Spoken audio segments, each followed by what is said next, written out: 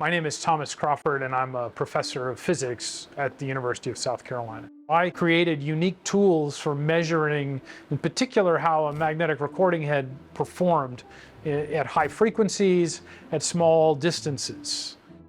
At the University of South Carolina, we call this our metrology laboratory because here is where we do a lot of measurement development. And so we develop new measurements to measure advanced materials here. Coming from the disk drive industry, the question was, how can I leverage that experience and do something in the nanotechnology arena? I came up with this idea of, what if I use the disk drive to actually do nanoscale things other than store data? So the idea was to scale that down to the size of these nanograins and see if we could actually build nanoparticles and control where they went using magnetic forces. My story sort of begins with getting a PhD in physics, in my graduate work at the University of Colorado at Boulder. So we were getting involved with the local industry, and there was a disk drive company called Quantum Corporation, and ended up doing a summer internship there. And so that's how I got started in magnetic recording. I graduated with my PhD. I did a postdoc at NIST for a year, and then Seagate decided to start a research division. The catch was it was in Pittsburgh, Pennsylvania. So the family and I moved out there and spent 6 years sort of building a research center from scratch, which was a really unique experience. It became clear that my interest was much more fundamental, and I wanted to interact more with students.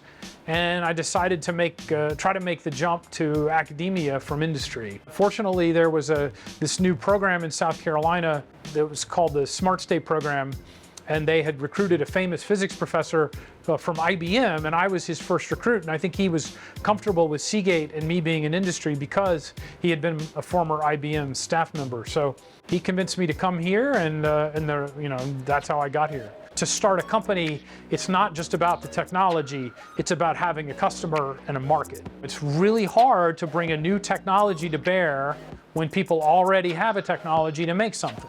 Just making something cheaper is not enough. You need to make something new that a customer will want.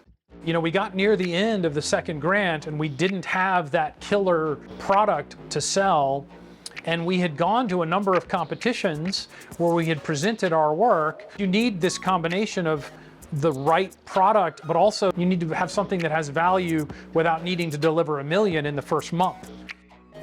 The company had very difficult time with cash flow, especially at the end of the grants. And you have to make payroll every month, and you got employees who you want to keep them employed, or you need to encourage them to find a job. Whereas on the academic side, you may think, oh, all companies just have lots of money because they're companies. Companies are wealthy. And a startup company with 2 employees, may have no money at all. And so the university was a critical juncture that connected those two sides so that a startup company like MagAssemble could still use resources to work towards that success, but not fall apart. We didn't fail, but we were heavily in debt by the end and on the verge of having to lay off our whole team when we were able to finally get Thorlabs to come in.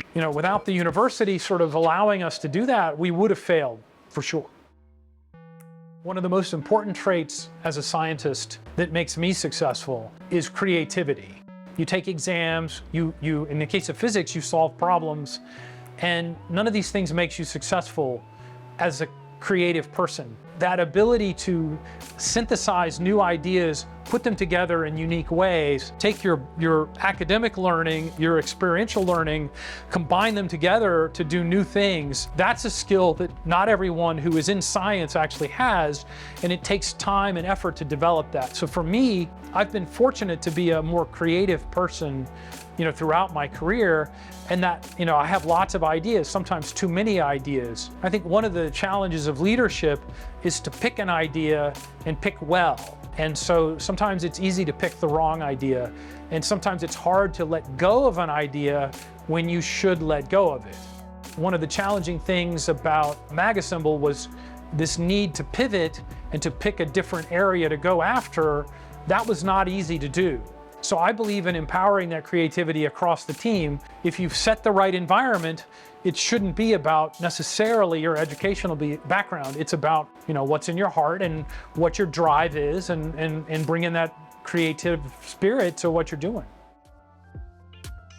you need to have broad enough experiences among the group of people to connect them up. I think having a team of creative professionals who have different backgrounds is really important. And I think in science today, some of the best science is done by teams from multiple scientific disciplines. And it probably takes someone on the academic side who sees the relevance of the industrial side, and you need an industrial person who sees the importance of the academic side.